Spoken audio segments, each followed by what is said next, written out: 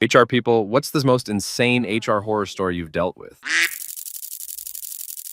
I've been a shop steward at multiple jobs, and while HR is not always the enemy, the relationship is always somewhat adversarial. I've dealt with several HR reps who did not have a strong understanding of the collective agreement, the labor code, or even their own policies. Being unionized has meant that this incompetence was met with security, rightfully so. One instance stands out. I worked in mental health and addictions for some time in a supportive housing unit, and one night a well-loved resident OD'd. I was the first to respond to the OD, and despite my efforts, the resident was too far gone to resuscitate. Regardless, I did what I could. I medic the resident, administered CPR, called first responders, and calmed other residents during the situation. No one else was able to do much. So it goes. While the other first responders were professional and proper, the police officer on scene seemed more concerned about yelling and intimidating our residents. He made wild accusations about the ode being a potential murder. It was not. And everyone around was a potential suspect. This, unfortunately, is not uncommon of some of the police officers who stepped foot into our building, their intentions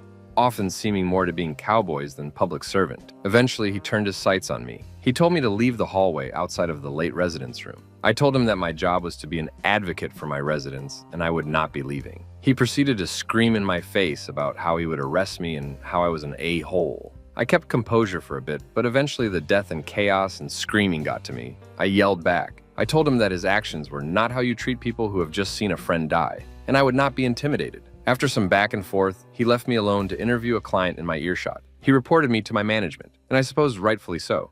Yelling at him had been a mistake on my end. Our HR person at the time was well known for her inability to follow procedure. And before this instance, there had been times I had to fight her on behalf of others with the union. Our relationship wasn't bad per se, but it was unfriendly. In the time between my meeting with management after the incident and the incident itself, no manager was allowed to contact me, something I haven't seen done before. The debrief meeting that's usually secluded after an incident for the staff was timed at a time I could not possibly attend, which management was aware of. Despite being told initially that I would not be punished for my interaction with the police officer, HR had pushed to reverse that decision and discipline me. I received an exceptionally unprofessional and accusatory letter from my HR person and was told essentially that I would be fired were I not the shop steward. I believe my HR person at this time, in unbelievable unkindness and vindication, chose to pick a time where I was emotionally vulnerable to hurt me. I do not know what inspired her to do this, but her overreaction seems to have been personal. My union stepped in immediately. Nothing had been done to procedure to punish me, nor had I broken any explicit policies or laws in what I'd done.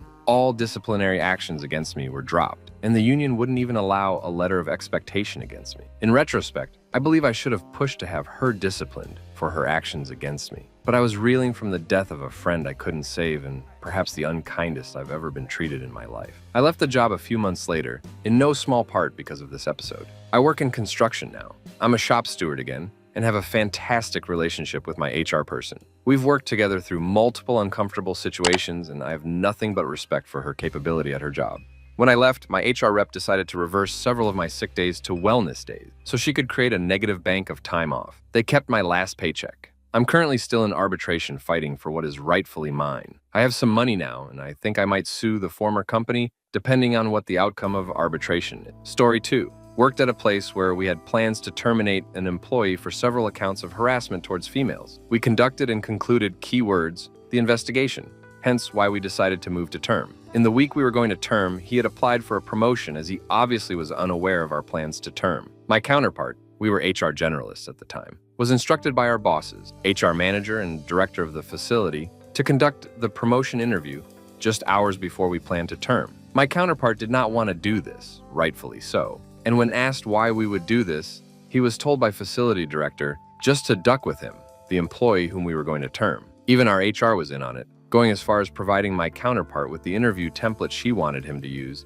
as she wouldn't be in the interview because she was out of town at the time working at another site. Interview for promotion was done. Facilities director conveniently left the facility for the day right before we did the term. Upon doing the term, the employee was pissed, stating, "It's fine if you want to let me go, but why embarrass me by giving me an interview? You guys should have just let me go." His feelings are valid, but my counterpart really had nothing to say back, as the interview wasn't his idea. Employee was escorted out of the building. During the walkout, the employee kept on about how wrong it was that the interview was done. 30-ish minutes later, the employee came back to the facility with an AK-47. While again, Both people who made the decision to do the interview were nowhere to be found. There was no lockdown procedure in place, but my counterpart and I did the best we could to keep all employees indoors and called the cops. Luckily, nobody was harmed, but many were traumatized. Cops came, he was nowhere to be found. Turns out the same week we termed, his wife had up and left him with their 4 kids, and the termination pushed him over the edge. You never know what people are going through, so always be kind.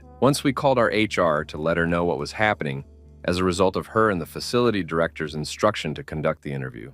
Her response was that she thought we were conducting an interview for the harassment case, not an interview for the promotion. Girl, stop! Everybody involved called her out on her BS, and respectfully, even the facilities director owned his bad decision, confirming that all knew what the interview was for. Additionally, the decision to term him was a result of the concluded investigation, or else why would we have made the decision to term if we weren't done with investigation? Her lies regarding this matter were wild. Next day, I called her boss. Her boss came to the site, while the HR was still out of town, to investigate the situation. When my HR found out her boss was on site, she was quick to call me and my counterpart, trying to get tea on why her boss was there. To my knowledge, I'm not sure if the HR was reprimanded for the situation, as I obviously wasn't privy to that since she was my boss. Crazy experience though. Story 3. Oh, pick me.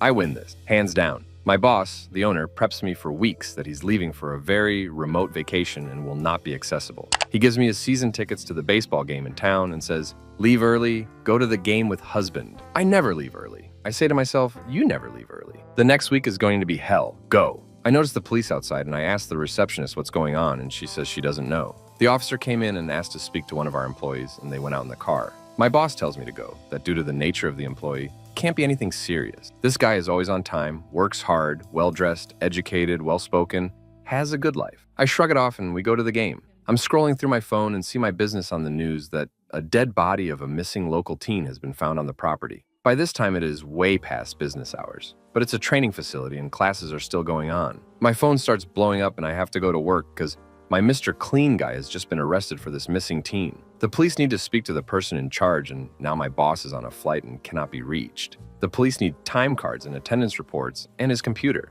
I'm there till 11:12 giving the info I had. The students are scared.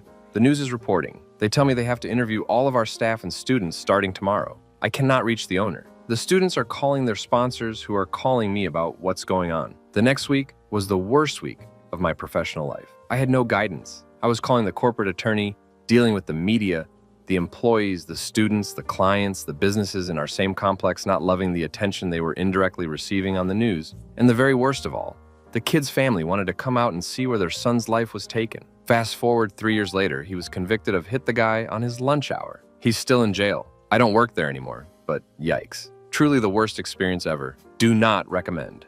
Story 4. Not HR, but a manager, and formerly a privileged access person in a Fortune 50 top stories. One of the admins had been in an adult film before she worked for us. Okay, no biggie. One of the guys found out, decided bringing it to work was acceptable, then thought showing it in a conference room on the projector at lunch was a good idea, and didn't even think to paper over the window that had a good view from the hall to the whiteboard. Was busted in the act by that very admin. Security was called. Everyone in that room was terminated and walked out of the building and told to wait while security boxed their personal effects from their cubes for them. Had a South African software manager who was formerly an apartheid cop. Only hired H-1Bs if he could manage it, would make them do stuff like get his dry cleaning for him. These are high 5- and 6-figure software engineers back in 2000. And if they complained, he'd violate their H-1B status and have them deported. Finally caught up with him when he tried that on someone who was a cousin of a director-level employee. Also of note, he put a young JR employee into a wrist lock, then pulled out a Bowie knife and shaved the employee's arm to make a point about being scruffy, non-customer-facing role employee. That was my intro to just how messed up people can be. Had a very JR employee decide he was everyone's boss, even though he very much wasn't. 3 separate coaching sessions going over expectations and limitations on his scope of influence didn't change the behavior. Manager resorted to micromanaging to the level of, you will attend these meetings where you will be expected to provide only this or that input and will report the results of the meeting. You will not attend any of these other meetings. Still no effect. Upon termination, manager requested HR legal rep be present. It was needed. Rep listed it as not the worst termination ever, but in the top 3 for sure. Had an employee in HR legal Bob R. Smith, had an employee in engineering Bob R. Smith emails were of the patter first initial, middle initial, last name, Digit on duplicate. I'm sure you can guess how wrong things went here. Many MA times the engineering bismuth got emails and attachments meant for the HR legal team's bersmith. These are not the emails you want, just going to the wrong person all the time. Had a third-party contract team that essentially fully staffed an important debug and testing lab not get paid because the lab manager didn't submit payroll on time. Contract company's answer was, "We'll just catch them up on the next paycheck." They were monthly paid and many were paycheck to paycheck. No way they could go a month. Total crap show. Even though not directly my company's fault, manager was with the contract company. I personally fought for the hosting company, mine, Fortune 50, so totally could afford this, to petty cash handouts of $500 per person to at least get them by on the most critical expenses. Was about a $20K bill and cost me nearly all my political capital at that company. I left less than a year later, partially as a result of picking this hill to die on. Story 5. I think my scariest encounter was with a man we suspended for sexual harassment. We had large turnstiles in the front entrance of the building, so no one could enter. That wasn't allowed. Well, he came in and was walking back and forth along the turnstiles asking to see HR. I came out not really worried about anything because I felt protected at first. I asked him how I could help him, and he wanted to talk about how he didn't do anything and he wants his job, that he'd never sexually harass anyone. I calmly informed him the investigation wasn't completed and we would reach out to him as soon as we had a final verdict on the situation. He then looked at my chest. I have a large tattoo on my chest up to my neck, and said, "That's a lovely tattoo on your chesticles." I was taken aback, and I noticed he had a gun in his pocket and he had moved his hand out of his pocket. I immediately told him to have a nice day, that we would call him, turned on my heel, and walked faster than any power walking grandma you've ever seen back to my security guard's post. I informed them and refused to go up front. Police were called and everything. We found out later on, not only had he hit someone 15 plus years ago, but he was wanted at that moment for armed burglary. Don't meet anyone alone ever. Have security with you. Be safe. Story 6. I'm not in HR, but had a boss that got fired. He was telling the corporate office that he was out on site and telling the site that he was in the office, but was actually not working at either. We all went out to a team lunch at a local restaurant and saw him at another table with a woman who was not his wife. He left with her and then came back in and sat at our table as if nothing had happened. Then he went to an out-of-town conference that had clients present. Afterwards, our client asked the team why our boss was in a hot tub with a woman that looked like JWoww. This was when Jersey Shore was popular. And why was he introducing her as his wife when he has a picture of his wife in his office that is clearly not this woman? He ended up getting busted because he turned in receipts for reimbursement for all his meals and drinks with this woman, but said he was eating with a colleague. That colleague then turned in her own receipts, which triggered the investigation. He was barely working for months and out spending time with his stripper mistress. He was terminated shortly after. To add insult to injury, that client ended up firing us from the project, partially because the exec was never there to resolve issues that he should have been handling.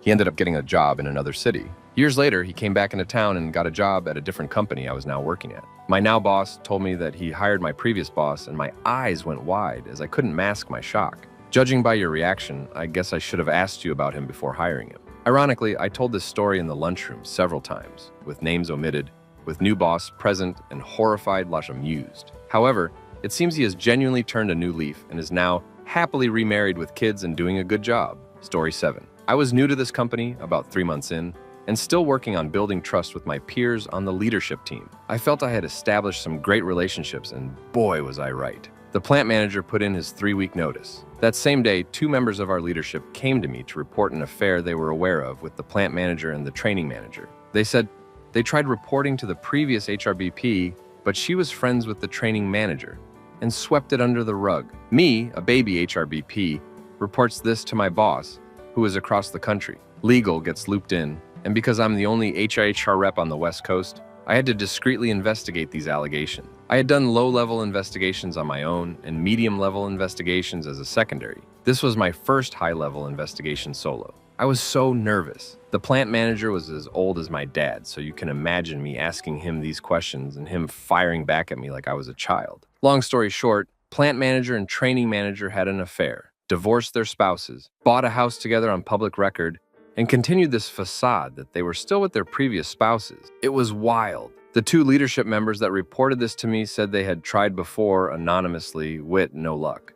Once the plant manager had put in his notice, they said they didn't want him to get off that easily. This guy had a knack for targeting people he didn't like or that challenged him. We ended up terminating him early as he and the training manager actively tried to hide their relationship and knew it was against company policy to date a direct report. The crazy thing is, had they reported their relationship, they would have been fine. Her reporting line would have changed and that would be the end of it. Story 8. I worked for a company that had several businesses. The owner was partners with this guy named Chris, who deemed himself coup of both companies, the security business and then the gym. Money went missing at the gym where Chris spent most of his time, so the owner gave him a warning to find it, and he had a certain amount of time to turn it around or the owner would pull the plug on the business. The time came and the owner fired off a letter from his attorney. So on Friday at our office, we were all in the owner's office having a meeting, and Chris stormed through the office and we saw him on the security camera. The owner locked the doors and told us to all be quiet.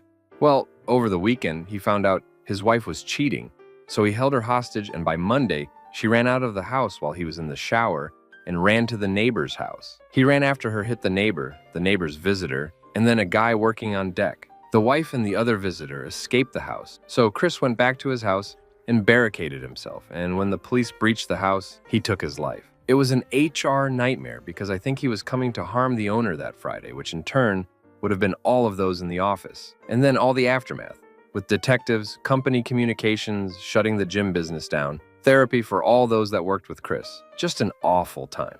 Story 9. I was once interviewing some applicants and my legal assistant wanted to sit in on the interviews so she could get some experience in it. She asked an applicant, "What kind of Asian are you?" I never allowed her to sit in on interviews again. Legal assistant because while she went to law school, she failed the bar exam twice. Story 10. I had a group of shop floor quality inspectors that had essentially split into 2 factions. Each faction had a leader. We'll call them B and D. I had been having frequent small issues with them until I got a call one day that someone had put a razor blade in a keyboard that was used by D. She was out on PTO. One of the Team B guys was cleaning the keyboard and hit his hand on it while wiping. It's a very dusty shop floor. He said that D put it there so nobody would use her computer. D said someone put it there to cut her hand. Nobody knew anything. Of course, they all knew something. Things escalated until one day I came into work and one of the employees had pooped under B's desk. Again, nobody knew anything, and after a long investigation, we could not substantiate anything. I held a meeting with all of the quality inspectors on both shifts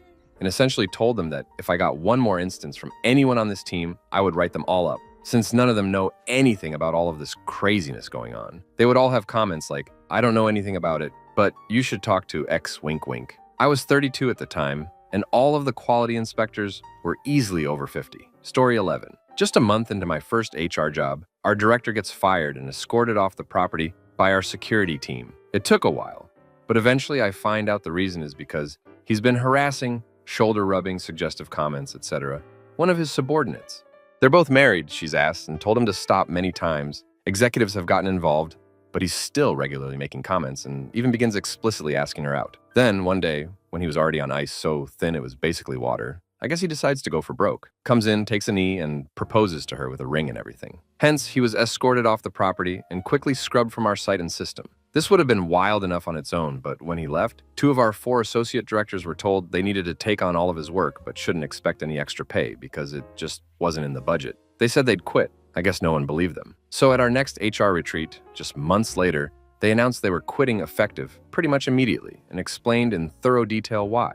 No one has ever been trained in their tasks, head of benefits and recruitment. So there was a small panic. It made the presentation our ER consultant gave immediately after much more awkward. Story 12. Have a few. I was helping a friend of a friend from a group I was in. He had hired a what he called girl to do HR, and she had no idea what she was doing and was really messing up. So I told him to fire her. He said couldn't. Okay, write her up, pip her. He still couldn't bring himself to, and she was messing up big time. Not running people through Verify, not enrolling them in benefits. I don't think she was doing anything. So I could not figure out why he was so afraid to fire her. He was a government contractor, so there are things they need to be abiding to. I asked him, "What am I missing here? Something is off." He confessed that he hired her because she used to do tricks, and he wanted to help her because he felt sorry for her. I guess he thinks anyone can do HR. Of course he was banging her. So he wanted to fire her, but she turned around and said she would sue him for harassment and for taking advantage of her. He also set her up with housing. He was married, by the way. I told him to talk to an employment lawyer and I stopped talking to him. He showed his true colors. He even asked me if I wanted to work for him as real HR. Hell no. Story 13. My latest, we find out in EE ordered tests he wasn't authorized to. Plan was to simply talk to him and learn his rationale. He flips out upon hearing I want to talk with him. Gets into it with his boss. He comes to me hysterical, saying boss started it and triggered his PTSD from being in military. I send him home because he can't calm himself. He starts accessing records, making notes, SIA notes. In his doing so, we find out about another serious infraction. I meet with him in union rep to get all facts. Still wasn't thinking termination at this stage. I ask him why I should be confident he can work with his boss after he badmouthed her horribly. He proceeds to explain how he was a sniper while in service and part of a platoon that plotted to kill their sergeant. Say what? That's supposed to instill confidence? No, no, no. Worst, case of horseplay gone awry. Supervisor takes his crew to another crew to prank them by throwing water balloons at them. They do this as they are returning to their site, backing in a fire truck to the station. Guy moved out of the way of a water balloon and is run over by the truck and loses his leg. The supervisor who did this was not fired, not my call, and was promoted some months later. Again, not my call. Story 14. There was the time the employee getting terminated went on a diatribe outlining the supervisory duck tree in her department, organizing a security cordon for an employee getting terminated, organizing live-in security for a colleague. My friend who was car bombed, it didn't detonate, when she was closing a factory down, firing half a sales team for breaking just every harassment discrimination law I could think of in 15 seconds. And I'm good in that area. Sex for substances for sex. The female trainer having an affair with a junior colleague. Based on her instant messages, we had to get new furniture for her office. The employee who claimed we couldn't fire him for going to grown-up websites because, yes, seriously, that would be disability discrimination because, yes, seriously, he was so generously endowed, it was interfering with his day-to-day life. And sex is defined a major life activity under the ADA. Story 15. I have a ton of stories. Had an aggressive plant manager get promoted to a corporate regional plant manager role against my recommendation, and then get in a fistfight with one of the employees. The biggest doozy, though, is that my boss was having an affair, apparently, and the wife of one of his managers, let's call him M, found out about it by seeing him and this lady out at a bar together and acting, well, strange.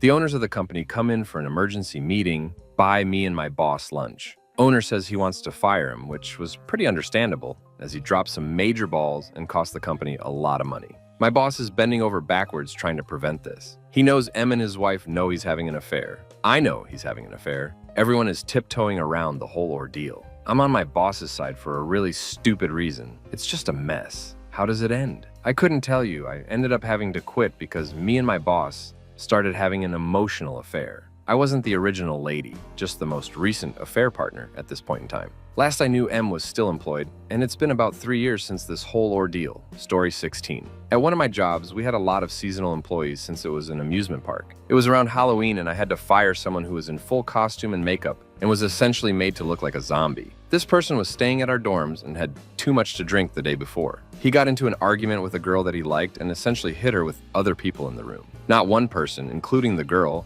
thought to notify security immediately. The girl filed a complaint the next day and it was a pretty quick investigation. When I was terminating the guy, he kept insisting he didn't do anything to her. But then all of a sudden said, "Wait, she said I hit her? No, no, no. I was holding her neck straight to slap her." The security manager was watching the interview on the live feed and immediately busted into the room to remove the guy from our property. I can honestly say it was the first time in my career I had to fire a dead person. That place was wild to work and I averaged 15-20 error cases a week. The bad part was dealing with the parents. Never again. Story 17. Peak of COVID. We have a policy that employees returning from out of the country needed to quarantine for 2 weeks upon returning. 2 employees are dating and decided to take a vacation to Mexico. However, they decided not to inform HR of this trip. After returning to office, word gets around and a Facebook post is shared with us. Immediately terminated both employees due to breach of company policy and endangering others in the office. I mean, the person who sat next to one of them had cancer. How selfish can you be? One begins talking us to clients. She had their numbers in her personal device. And we hear from clients that they are considering leaving us due to this event. CEO ends up getting involved and has personal meetings with all clients impacted. In total, we lost about 10% of our revenue due to the efforts needed to keep our clients. We felt the impact of that termination for over a year, but eventually things got back to normal. Story 18. The head of HR was worried he was going to be replaced and was slowly starting to do some crazy, bizarre stuff. It all culminated in him deciding one day that an intern was wearing an inappropriate length skirt, accusing her in front of the CEO of not wearing underwear and panting her. She was in fact wearing underwear. He retired shortly thereafter. On a more personal level, there was a guy trying to apply for a job he wasn't qualified for, which automatically removes you from the candidate pool. He decided I was the person to blame for this. No idea why. and started harassing me daily, trying to get me to admit it was me discriminating based on age. I told him many times I had nothing to do with the hiring process for the position. He told me multiple times he could figure out where I live and said he'd sue me. Turned out, he only wanted the job because he was stalking an existing employee who has a restraining order against him. Story 19. There's a manager who is known for having affairs with employees. Apparently, they have been doing this for years, but no one reports it. BC, they are afraid of being fired. This manager has plotted and been able to get people fired in the past. They have the owner in their hand. They can do anything and nothing will happen. Then there's another one who essentially stole from the company and they kept them, told them not to do it again. Then the HR manager who plots with owner to fire people. They gossip and judge employees. Plus, the HR manager makes comments. Then there are the two employees who I was terminating, different days, that turn out had access to guns. They were mad and one had the gun on them. I was on edge for weeks. Still am sometimes. BC, I'm the person who has to terminate employees. BC. My manager views it below their title. Story 20 called in because a barista served his friend a cappuccino with a junk drawn in foam. Came in to talk to the employee only to discover the owner's husband was harassing him, which was substantiated by several other employees. We were relieved when the employee signed the severance package. Then the owner came back and accused us, PEO, of forcing him to offer the severance. Owner's husband accused us of trying to sabotage their marriage by making up accusations. We dropped them as a client after they refused to provide harassment training. Story 21. I work for a government agency, not federal. One of our employees threatened police with government action when he was pulled over for a DUI. We found out when their captain called to tell us what happened. Yeah, he was fired after an investigation, but not before he files an CEO claim based on disability discrimination for his alcoholism. Another, I have to do an investigatory interview on an employee who clearly had some type of mental disability. She sent a dirty joke by email, but she didn't understand the joke. There were so many tears.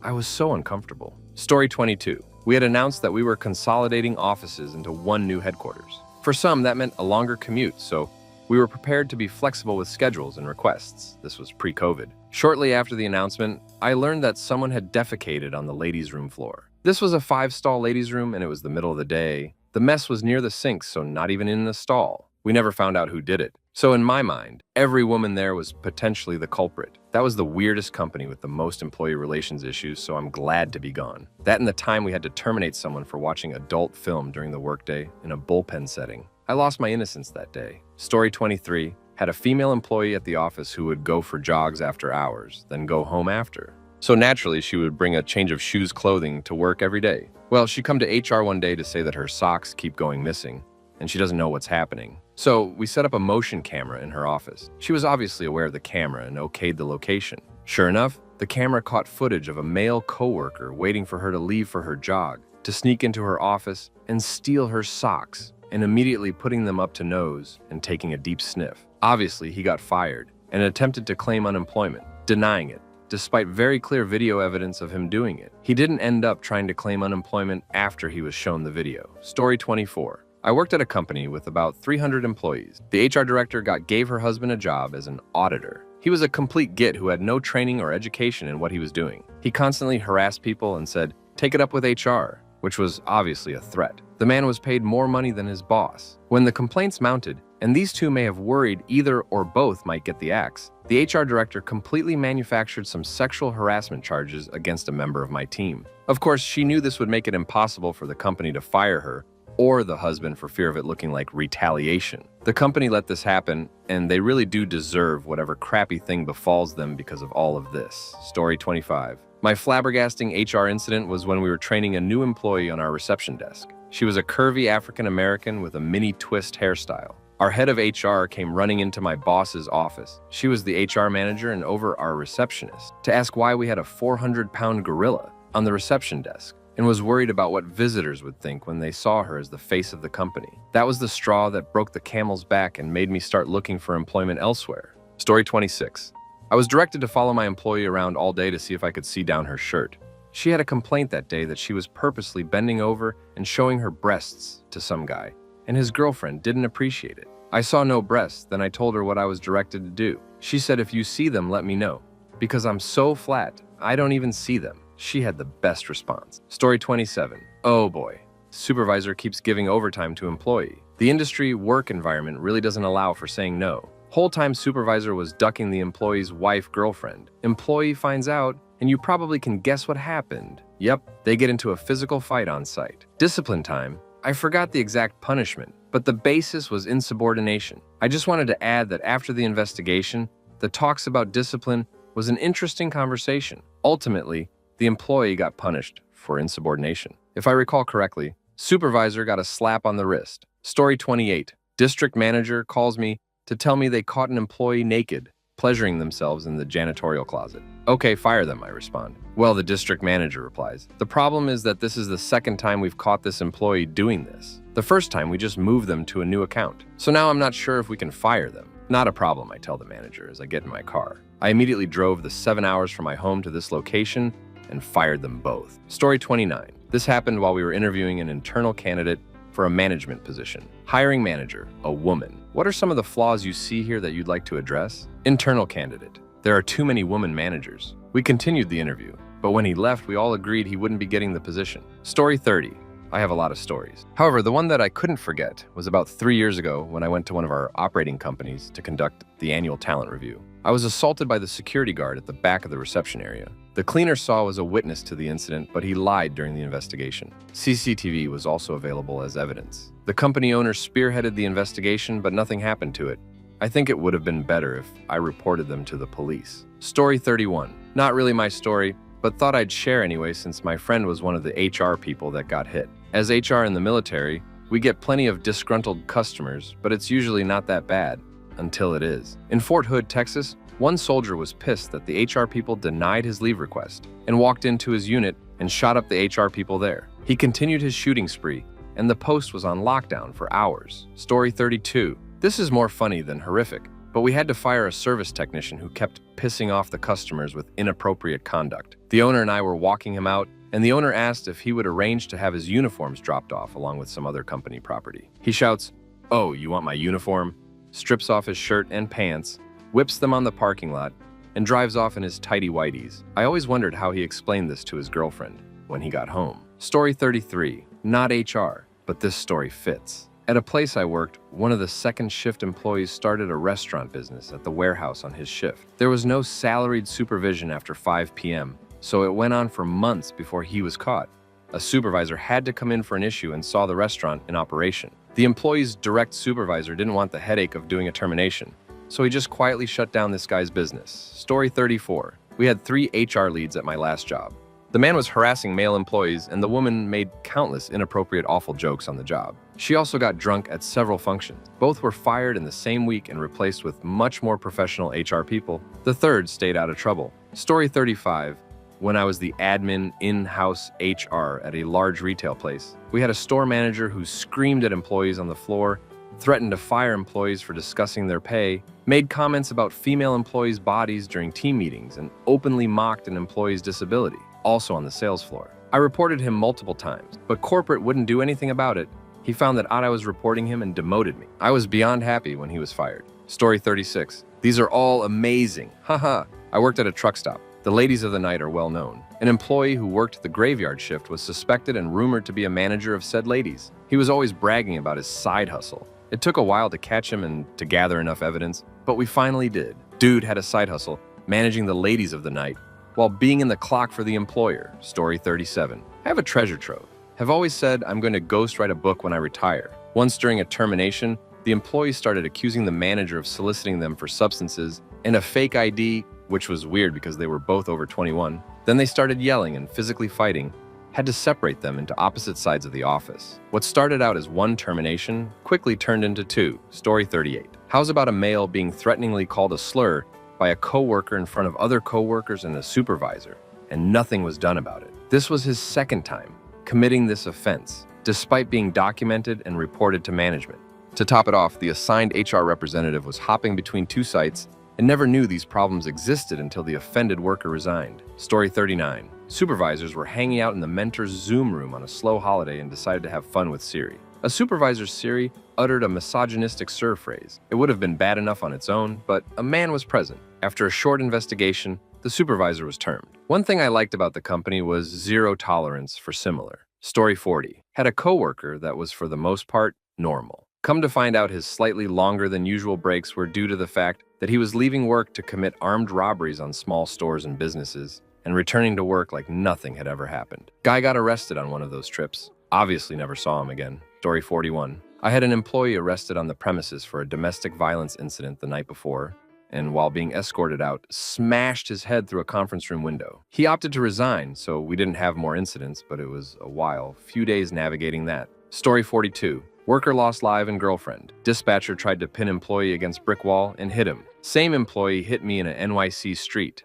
He found out 3 years later he passes in a revenge hit and ran in my neighborhood when I read the morning newspaper. Story 43. Manager that nobody liked. One day on a screen share, he thought he turned off sharing and started watching hardcore adult film, with his whole team and a few contractors watching. Nobody told him. People recorded it with their phones, took screenshots, and invited other people to the call. Yes, he was fired. Story 44. Feds here.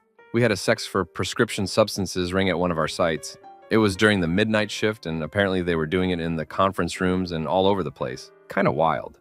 Story 45. Holiday party, where the photo booth photos were streaming onto a big screen. 2 employees decided to get frisky in the photo booth, and they didn't realize it was being broadcast for everyone. Luckily, I wasn't the one who had to clean up that situation. Have you ever lost it at work or witnessed a coworker in HR losing it? Story 1. Yes, to both. I once sat in a meeting and witnessed my boss at the time and the supervisor of another group scream at each other. We were literally sitting in this meeting with our mouths hanging open, wondering what the heck we were witnessing. It had been building for months, but it was tough to watch. Another time, I lost it on my former boss. He was moved from our team to being acting supervisor, and he was micromanaging to the max, especially me, and I couldn't understand why. We got to the point where he tried to put his friend on my training team, visiting remote sites to do some specialized HR training. Fine. We had an internal certification process, and he said his friend could bypass it since he was already in the department and should know everything in theory, and just needed to read the facilitation notes. I argued, but finally was like, whatever. Benefit of the doubt. His friend showed up, bombed, and left early. It was obvious he did no preparation and didn't read anything I sent him. He also ignored my attempts to walk through the material in advance. I spent the rest of the day off the session picking up the pieces after the mess he made. Back at the office, we had a team meeting where my boss tried to say, in front of the team, that his friend felt unsupported and criticized by me and that he really tried. He said he was approving him up, go to sites on his own, and I told him the truth of what happened and that I wouldn't trust him to instruct a room on making a PB. He called me a liar, accused me of just not liking his friend, which was not true, just FYI, and that the final call was up to him, not me, despite my being the same. I said he couldn't let this person go to sites without being trained and certified by one of us, even if it wasn't me, but he wasn't ready, and it threatened our credibility. I was calm until the end of that exchange. My voice did get a little louder and more tense, but I tried to not let it get the best of me, even though I was clearly angry. I took a breath and I'm like, I'm not saying never. I'm just saying not now. He's not ready. You didn't see him. I did. And he says, standing up and raising his voice, again in front of the entire team, I'm the boss, and what I say goes. Something snapped. I just remembered looking at him and raising my voice and kind of half shouting while pointing at him from the other side of the room. If you are so poor of a leader that you have to remind us of what your title is, then you've already lost. And if you think I'm going to sit here and let you disrespect and bully me in front of the team, then you are sorely mistaken. That moment is burned into my memory like it happened yesterday, but the aftermath is cloudy. I do remember an older colleague at the table kind of stepped in and he told us to cool it. A few others chimed in too. Words were said on both sides, and ultimately, we all chilled out. It was over a decade ago anyway, and I'm not proud in the least, but it happened. And I'm not excusing it, but the reality is he and I were both dealing with some really serious behind-the-scenes stuff, and we erupted. The funny thing is that eventually my old boss and I became amazing friends and had a deep respect for each other. We ended up sitting down one day and I'm like, we cannot keep doing this. I don't want to fight. I know you don't want to fight. Let's figure this out. And we did. I would say that as HR people, yes, we're held to a different standard, but we are still people. I do think the difference with us is understanding how to handle it when, if we do lose it, and what we learn from it. Story 2. I had an employee lose their crap on me a few days before my promotion went into effect. She had wreaked havoc for over 4 months and driven 4 employees who had all been here a few years to quit, and after the 4th one quit, we were all wondering why the fuck she hadn't been fired, and then bam! I became the next to experience her behavior. I knew due to my HR background that my bosses knew something the rest of us didn't. I was learning towards mental illness, which is why legal was involved almost from the beginning. She was hired in mid-October. By December, she'd had reports filed against her, and she had been filing reports against other employees, and legal was involved. For over 4 months, I heard gossip and secondhand stories about her incidents with other employees, everything from crying and losing her crap out of nowhere to yelling, name-calling, and then turning around and accusing the other person of doing what she just did. She even accused our shuttle driver of spying on her one day, and it was really out of left field. I paid it all no mind. I didn't witness any of it, and there are two sides to every story. Then, a few days before my promotion went into effect, she was 20 minutes late, relieved me, so I could take my lunch break. I was working the front desk, and it's a button seat job, and the activities department covers the front desk when we take our lunch and 2 10-minute breaks. All I did was ask her to please be on time next time, and she lost it. Told me it's not her job to cover the front desk, that it wasn't her fault she was late, but then admitted she was late because she was doing something she's been told not to do because it's not her job and she doesn't have a food handler's license. So my simply request set her off something good, and she went off. She brought up a coworker who had quit a few weeks ago because of her behavior, saying she sees why that employee never covered the front desk. All I said was, okay, that's fine. I'm going to take my lunch now, and she yelled at me to not yell at her when I didn't even raise my voice. Then she followed me into the back office and wouldn't go back to the front desk despite me telling her we were not going to argue and that she needed to stay at the front desk. She ran down the hall yelling that she was reporting me, but my boss wasn't in her office, so she ran back out and yelled that she was writing up an email report. I went to lunch and told my work bestie, who was her acting supervisor, what happened, and that she told me it's not her job to cover the front desk. My work bestie had been butting heads with her for months and had told me all about her. But again, I didn't get involved and considered it hearsay. I liked her and didn't let on that I heard about her incidents with outer employees. So my work bestie got upset and went to relieve her at the front desk, and they had a verbal altercation because the other employee told her she wasn't going to cover the front desk anymore. There were accusations from both that it became physical, but it was unsubstantiated. In hindsight, I shouldn't have said anything to my work bestie. I deeply regret it. The next day I came in and found out that her and my work bestie were both on administrative leave. My work bestie was the first to go. She had it coming, and we found out she hadn't even been doing her job for all of February. So after a week on leave, she was fired. The other employee came back about a week later and worked 3 days, then they fired her. Story 3. Sister of a previous work comp employee threatens my character, life, and job because her brother became an alcoholic. I flipped crap on her through an interpreter. I definitely lost my cool exactly one time, maybe 3 months ago. First time ever. I used to work in a hospital and I'd get called all sorts of things. Never really got to me. As a white guy, we'd get people in the hospital, medics all the time, and probably 2 or 3 times a week, we'd get people calling us slurs for not handing out pain medicine. Like, hey dude, by law, we cannot give you narcs for this. Insert small injury. And I'm not even the person who writes the scripts, buddy. Chill. We had people asking for oxy and purses for sunburns once because they were allergic to Tylenol and aloe. Perked has got acetaminophen, dude. Anyway, I now work in health/safety at a factory, and about 8 months ago, one of our employees fell pretty bad and hurt his elbow. Nothing serious, but it looked bad on camera. I bent over backwards for this guy to get medical treatment. We obviously paid for all of his treatment. We were able to find him alternative work so that he can still earn full wages. We paid for professional drivers to get him to work. Therapy, about 2 weeks after all of this, he stops showing up to work. No one can get contact with him. He's an African immigrant, and occasionally they'll let a cell bill lapse or something, and they get a new number. Well, he no call, no shows, for 2 months before we have to terminate him. Months of no calls. His sister ends up getting a job with the company. We didn't know who she was, and we catch her deliberately trying to fake an injury. We have cameras all over the property, and we have video of her playing, running, doing cartwheels in the parking lot, and then mysteriously limping when she comes in, saying that she twisted her ankle in the building. She forgets her phone in her car, and then we have her on camera limping out of the building. And then when she's outside, she sprints full speed to her car and back, and then limps when she gets back inside.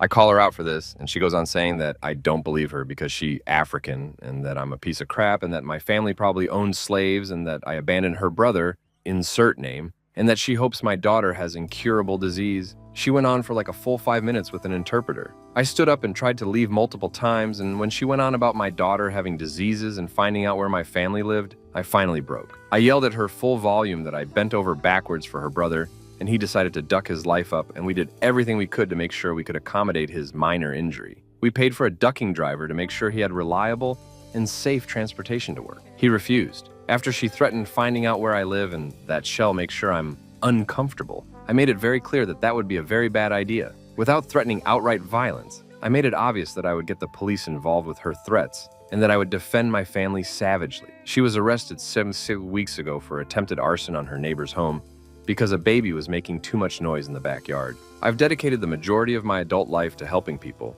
and when people assume you're idiot, when the vast majority of the population I've served and who currently working with me are immigrants or underserved communities, it drives me nuts. Story 4. When I was starting out in HR, the site's HR manager I was working for had a mental breakdown. The company we worked for had been on a recruitment campaign, and we had approx 20 new staff every fortnight for a few months. They'd use an external recruitment company who did not do very good vetting, as we got a lot of lemons, but we got 2 legitimate bat crap crazy chaos clowns. The sexual harassment complaints we were getting about the one, and the crap-stirring incompetency complaints we were getting about the other were a lot. The first clown through was well traumatic for my manager. He would threaten death or rant on at her and I when we were trying to investigate. His HR kept on telling us we had to be gentle in our handling. He had mental health issues, and we wouldn't want to be responsible for triggering an episode. One day, in a recorded interview, he started going on about the things he dreamt about doing to one of the women on site. She told me to go back to my desk,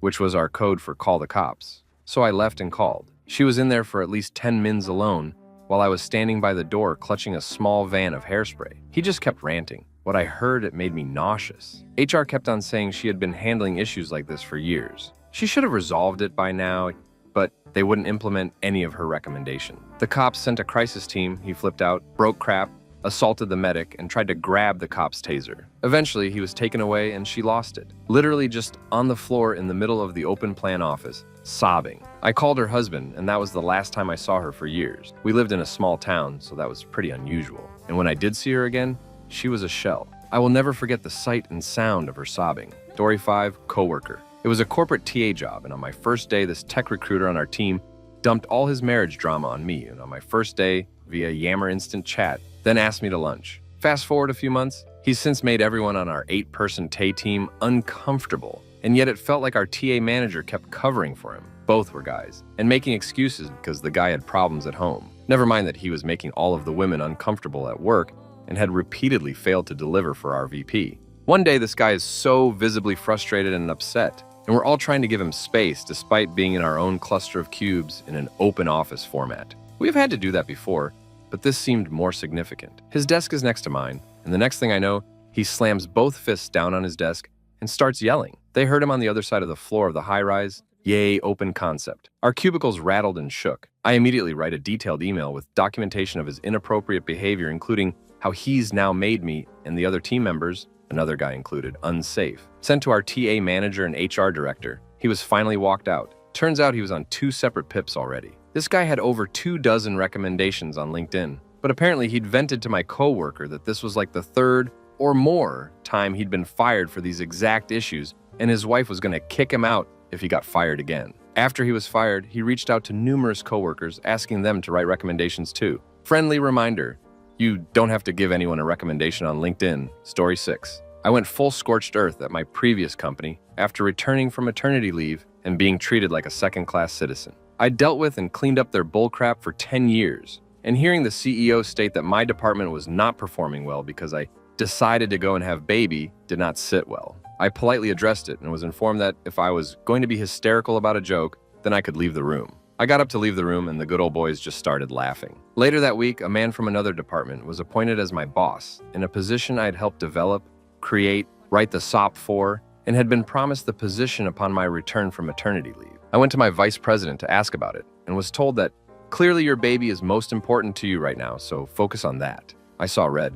I was being passed over for a position I worked my ass off for. I had poured blood, sweat, and tears into that company. I helped them build out every department from top to bottom, expand into 16 states, and was the first female in leadership. I was no longer valuable because I took time to pump breast milk and didn't work 12-hour days anymore. I have several colleagues that left shortly after I went scorched earth. The company has been on a strict decline for the past 5 years. They lost good, hardworking, valuable people because of pure stupidity. When the CEO stepped down a year ago, I had a drink and a laugh. So yeah, sometimes it happened. Story 7. About 3 years ago, I broke down in the office with a coworker. Thankfully, we had a good relationship outside of work also, and she came to me concerned because I had been overly tense and snapping at people. When she brought it up, I just crumbled and cried uncontrollably for about 10 minutes. I let her know about several instances where our director had been pushing me harder and harder over things that were outside of my control. Company was going through an acquisition, and we were all being asked to do some borderline unethical stuff to make sure the deal went through.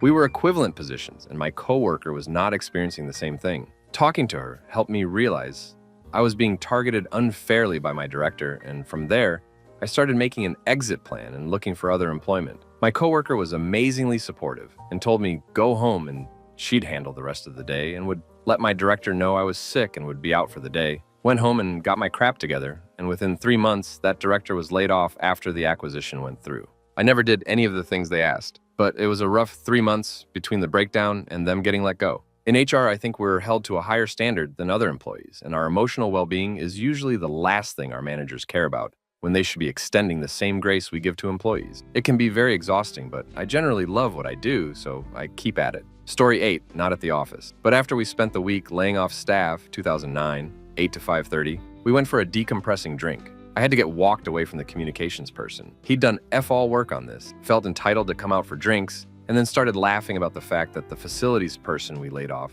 had been crying. My duckwit threshold had been significantly lowered across the week. I was lucky that one of my friends heard him, saw me, and suggested that I go outside with her for a breath of air. Story 9. There's only one time I completely lost my cool. I was a senior HR admin at the time, and the highest level on site for overnights. I was walking through the warehouse with my HR specialist when a facilities worker came up to me to complain about some of his coworkers who were Nigerian. He then yelled this loud enough for everyone around us to hear. "Why don't they just go back to their county?" My HR specialist immediately was extremely upset, and all I heard was, "What the heck did you just say?" I turned him around with my hands and said, "Name, go this way. I will handle this." Because I didn't want him to do something and lose his job. Now I never lose my cool. I have a very level head, always have, but I stuck my finger in that man's face so fast and just yelled, "You!" Points at the floor office to the left. "Office, now!" He got super silent and just walked into the office. I had to take a moment to relax outside of said office, then walked in with the operations manager as a witness. I may have been a bit animated in the office, but no more yelling or anything, just a huge amount of lecturing from me, and reminder that we do not tolerate comments. His reply? "It wasn't this. It was true. They don't belong here." I suspended so fast. I hated some of the people there so much. Story 10. Yep, worked in a casino. One of the main rules is that what the pit boss says goes. If you disagree, wait until break time and talk off the gaming floor away from customers. Pit boss corrected one of my coworkers. She disagreed and kept disagreeing to the point the floor manager had to order her off the table because she was causing a noticeable scene. She got pulled into the office and then sent on break. I went for a break next time and the floor manager approached me asking if I'd seen coworker because she never came back from her break. I hadn't, and when I asked later, the floor manager said security had to check the cameras and they have video of her leaving the premises on her break and not coming back, nor did she answer her phone. It was her weekend the next couple days and the managers were watching to see if she came in for her shift on her Monday. She did. The floor manager asked to see her in the office and she burst into tears and started causing another scene. Floor manager and the general manager had to physically escort her to the office, where I'm assuming she was fired, since I didn't see her again until a year later when she came in as a customer. I did hear that she was shouting in the office from other dealers who walked by when going to and from the break room. Story 11. Losing it and screaming at another person is never okay. I don't care what department you're in, and I don't think that's an unreasonable standard for HR or anyone else. I think there are things HR has to be more careful about, but honestly, most of those things are things I think anyone should be more careful about. If you're working somewhere that this is a regular occurrence, then the place you work sucks. That said, losing your composure or patience with a ridiculous situation happens. There are just better and worse ways to cope with that. Getting flustered or upset or storming out are all things that happen and all are infinitely better options than just teeing off on somebody else. Learning to professionally dress someone down for being an absolute potato at work is a skill worth developing too. I once lost my cool with a vice president who blew up my entire performance management process at the last minute and forced me to reconfigure the whole thing to make it, objectively, much worse. I spent 20 minutes running up and down the stairs in our building, quietly ranting to myself, to cool off, then took a shower in our gym before I had the conversation. Story 12. I was responsible for a manufacturing type environment, and my office window overlooked the entire plant. I hadn't been working at this facility long before I saw two women old enough to be my mother walking down the aisle of production towards the admin office, yelling at each other. Heard them come up the stairs and in. They came still yelling at each other because one told the other, "You make my A itch." The offended one was coming to cry to me and tattle, with the offender hot on her heels still fussing at her. I couldn't get them to stop yelling at each other, so I screamed, "Shut up!" and told them to get back to work. My boss, the vice president of ops, came into my office and said he wondered how long I was going to let them yell at each other. It will always be my favorite HR job. I loved everyone there. The old Southern women, old enough to be my grandma, who would ogle my husband when he would visit me. Story 13. I lost it on an employee one time during COVID. Ended up running the office by myself due to quarantines and had basically been running nonstop all day, covering phones, scheduling, trying to wrap up investigations, etc. And an employee came in with a pay discrepancy. I sat him down to work through the issue, and the employee starts cussing me out and refused to let me speak long enough to answer his questions. This went on for around 15-20 minutes until I yelled over the employee, "Do you want me to work with you to fix this, or do you want to keep wasting both of our ducking time?" Dude was flabbergasted, but calmed down. We found the issue, and I got everything submitted to fix it. Wasn't professional on my part, but I just hit my breaking point. Story 14, people are human. We get lied to, screamed at, threatened, and dumped almost daily. Is it professional to lose our cool? No, but it happens. Hell, even our CEO has lost it on occasion. We are human. Story 15. I had a manager lose it on me once. I was finishing up a secondment in comp and moving to a BP role. There was about 4 weeks where I'd still be providing support to comp until the person on parental leave came back. One day, the comp manager tells me I need to move to my new desk. It was like 10 steps away, but okay, no problem. I'll send it the request. I had a laptop, but there was a whole setup with a dock and stuff. I couldn't do it myself. I could sit there and look at the laptop screen, but I had a good one on my desk and everything in it. Well, apparently I should have, because she started yelling at me then and there. There weren't too many people around at that point to hear this, but the other comp person was and told her to chill out, which snapped her out of it. It was unusual for her to yell, but not do weird things when stressed. I'm not sure what the issue was either. I still had access to all of the comp tools and data. It wasn't like I was going to get information I wasn't supposed to have. It was such a weird situation, but I let that one go. Story 16. Yep, got a performance review I unequivocally did not deserve. 15 years in the biz, and I've never been anything other than exceeds. I couldn't believe it.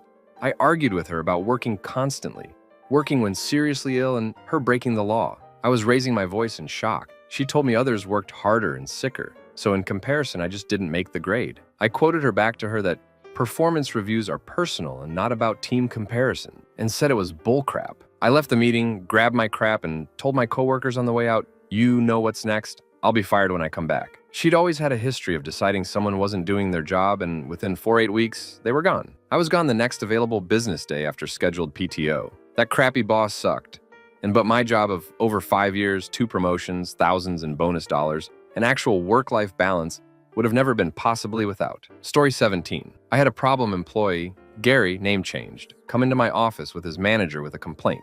One we had already discussed several times. He was complaining that his lead purposefully misrepresented herself by using a coworker's IM to contact him. The lead was walking around looking for Gary, found Gary's deskmate, and asked the deskmate where Gary was. Deskmate embed Gary, who was at home. Then the lead used deskmate's IM to ask Gary where he was after she said, "Hey, this is lead. Gary is complaining in my office for the 5th time that she was breaking policy and trying to entrap him." I explained calmly that that was not the situation at all. He said, "You weren't there," and I just got sick of it and yelled, "Don't tell me what happened, Gary.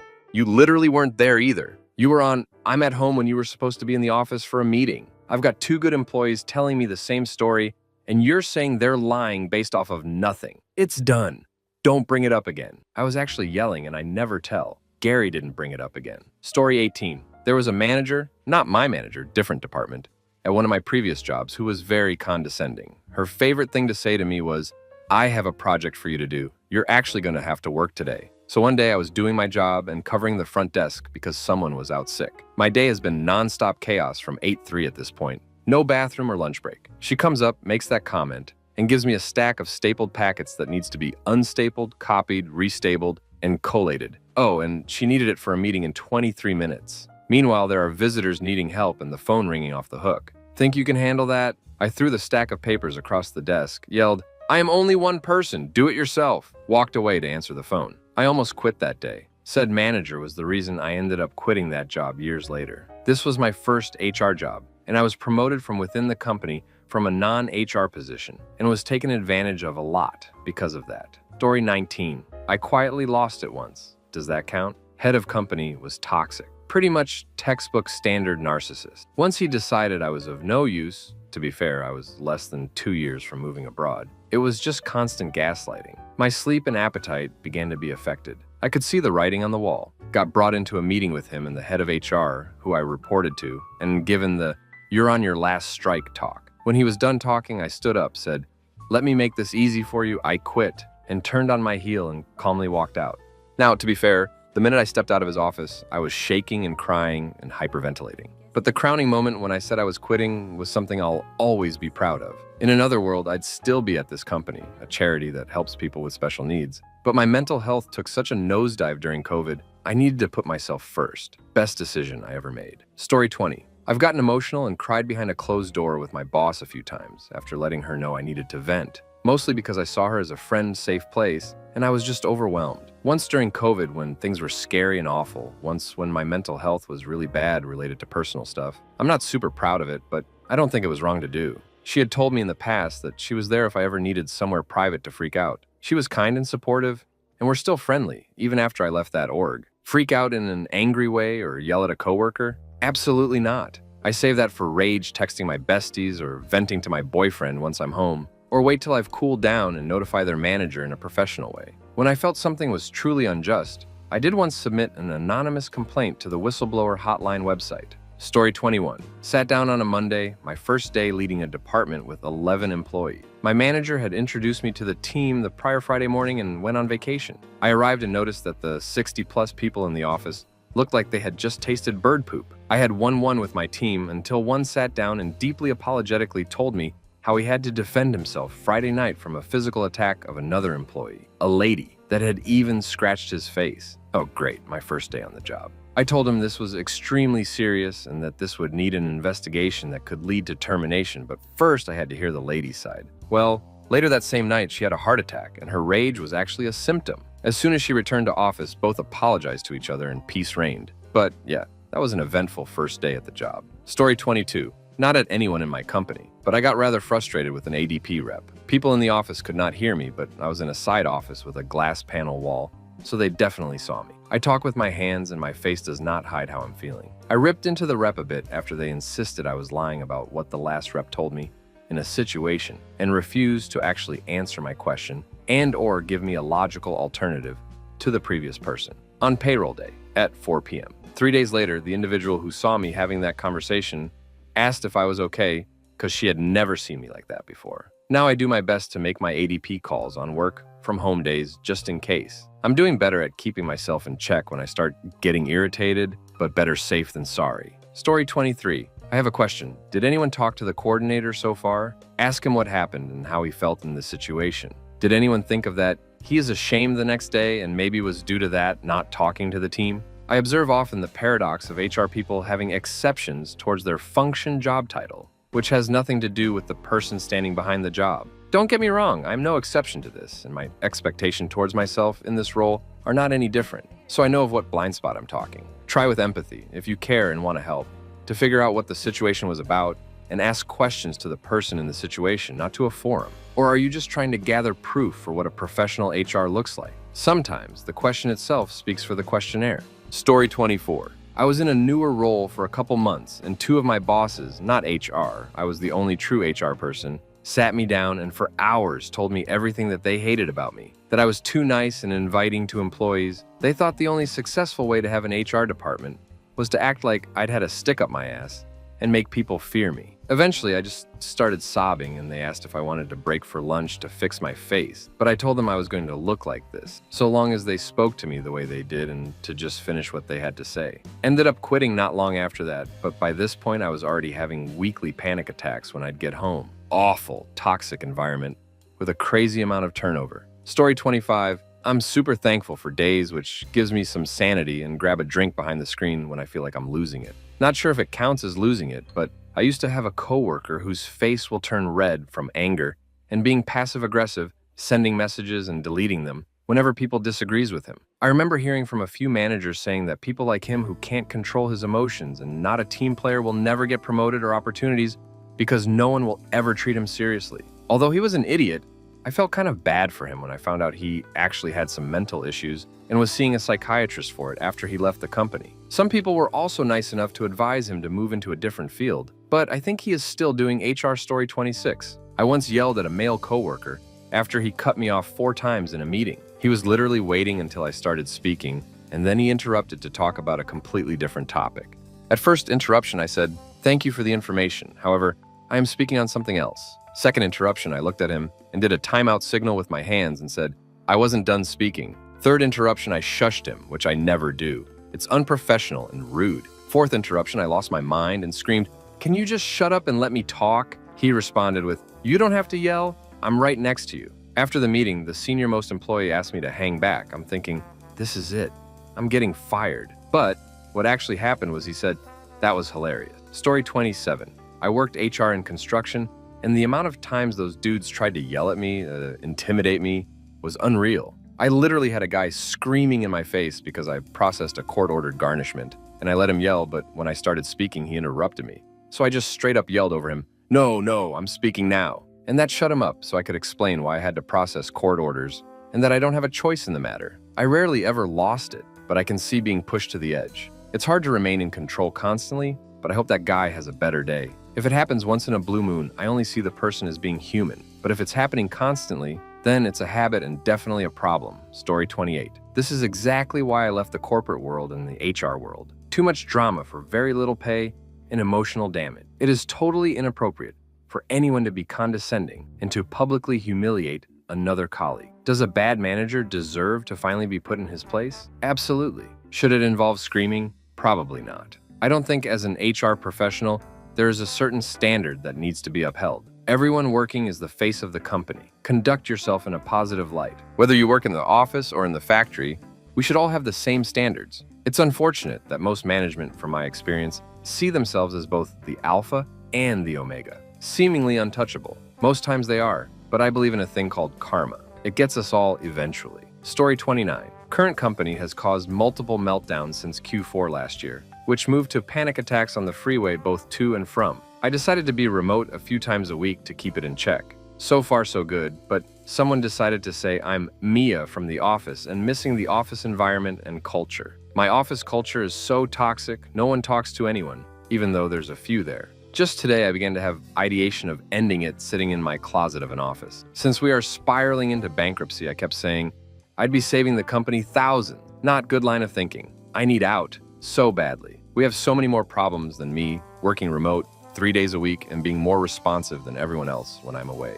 Story 30. Current team. When we had our manager, at the time, in our small micro-team meetings, one of my coworkers would break down literally in tears once and then get wildly emotional the next few times at the thought of having to do more work that required typing. I had compassion for her and wanted to help her until she tried to push me out when our manager left too. Before that, payroll was always swamped and would call me for an hour at least once a week to vent and would be in tears in almost all meetings. Sometimes a part of me wonders if it's just an act so they don't get more work because the moment that people come to help them or the work is decided that it's not going to be entertained by management, the tears stop. Story 31. I've had a few tantrums, but only truly lost it exactly once. Luckily, I'm not a screamer, but I'd worked with that team long enough for them to know that I'd hit my breaking point and was beyond livid. My boss offered me 2 weeks off starting immediately. I took 6 months instead and used that time to start my own consultancy so I wouldn't have to go back. They lost a 15-year employee with one email and a poorly timed, "What do you think?" It took 4 feats to replace me. I'd never condone acting out in the workplace, but context is essential.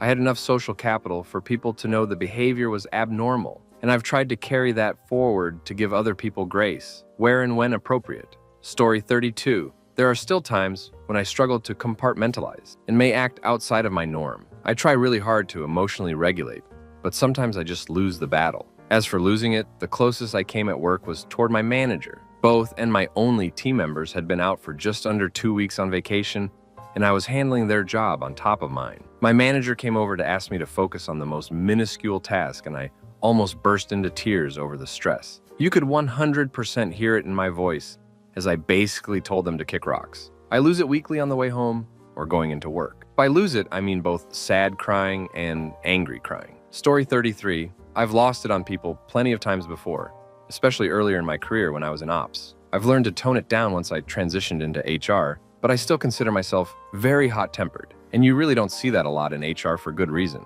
I've only survived because you need to learn how to manage your emotions in key situations, but I've certainly let people have it in my day. I'm not the kind of person who will let someone speak to me in any kind of negative tone. At this point in my career, I do not care if you're above or below me in rank. Story 34. Yes, absolutely.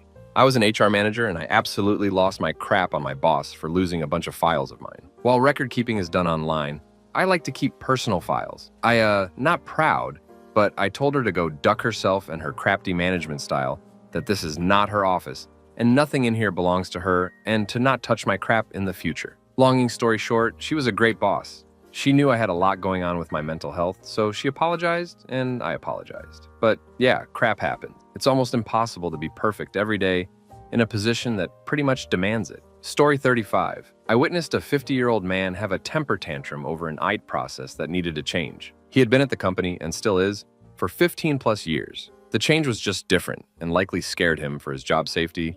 Plus, he was going through a messy divorce. But he legit was in the middle of the open office screaming at the ET director. He was given a low to figure his crap out. I thought it was incredibly generous of the company, given what things were said and how by him. Story 36. We are all human and all have bad days. I'm not the typical buttoned up and polished HR professional. I'm rough around the edges personality-wise, but I'm good at my job and I truly am our employees' biggest advocate. I've never lost it in front of an employee, but I have been close at my previous job. It's important to remind ourselves of the behavior we expect our staff to have. If we are yelling and being rude and disrespectful, they will think that it's okay too. We have to set the standards for a positive work environment, no matter how hard it is sometimes. Story 37. I've never totally lost composure. I have had things happen that I made a mental note of, and those normally start by brain down a path of leaving example. I was in a meeting with CEO and our president.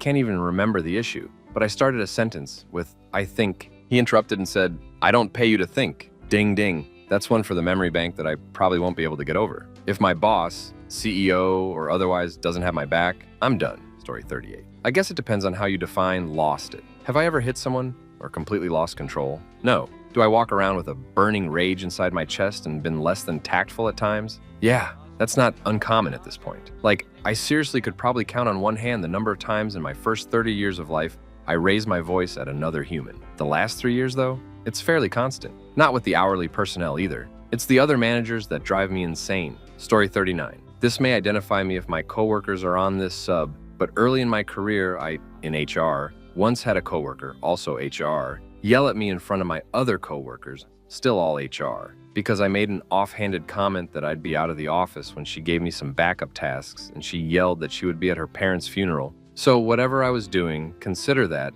I didn't know, and also was taking the day off for my birthday. Story 40. Yes, this recently happened to our senior labor relations rep. One of the employees in our communications meeting called her a Karen. Also, she got into it with a different employee as well as a union person all in the same day. She ended up being suspended because she left her belongings at her desk, including her badge, and left the premises. They just wrapped up the investigation and I found out last week they let her go because she had a bad day and everyone came after her. Story 41. I'm in HR and I went to my wife's holiday party and their HR manager was getting smashed and offering people weed lollipops. I know it's not exactly what you asked for, but it reminded me of this situation. Story 42. Yes, once we had to terminate a security officer because he was unable to control his temper. The company sent him to counseling twice. He had another incident where he raged out on a drunk customer. During the termination, it was said the reason was his inability to control his temper, and the company didn't want that level of liability. In the process of telling us he did not have a problem, he punched a locker, breaking his hand. Story 43.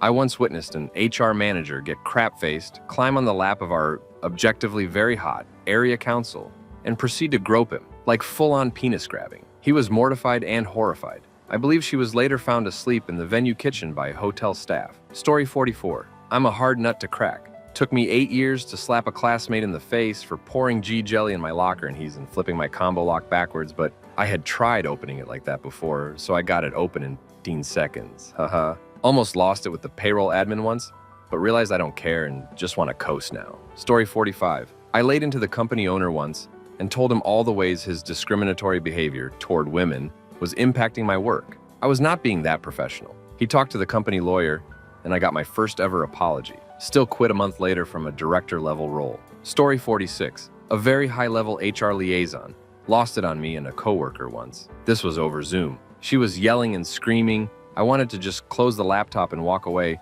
but she was so high up I was afraid to. I reported it to my supervisor, but nothing came of it. I transferred a few weeks later to get away from her. Story 47. Sort of. Our former HR person, who was also our senior accounting person, once lost it on a disrespectful client who harassed our secretaries and my supervisor for several days. She fired, trespassed the client, and made sure everybody knew that if anything like that happened again, we were supposed to go to her. Sadly, she had to leave the company due to health problems. Great woman. Story 48. I used to lose it by getting emotional, crying. No yelling or getting angry at others. The stress was too much some days. Thank God I have a job now with a great boss and team that's super low stress. I don't think I'd last another day doing what I did before I got here. Story 49. I've come close before, more than once. Something I've started doing when the weather is nice is driving home with windows down, take the long way, and just listen to the sound of wind, traffic, and the world around me. Somehow, even with all the annoying city smells and sounds, it calms me. It takes me out of work and back into the world. Story 50. I had an HR assistant lose it on me one day. I told her she needed to leave my office and calm down. I lost it one day about dealing with inept people who couldn't do their job. I commented how they couldn't do their blank job to save their life. My work wife calmed me down. People who work in HR, who was the worst person you had to deal with? Story 1. Obligatory, not HR, but it's a fun story of a guy that I worked with briefly. Dude was hired as a storage administrator, didn't know much about storage.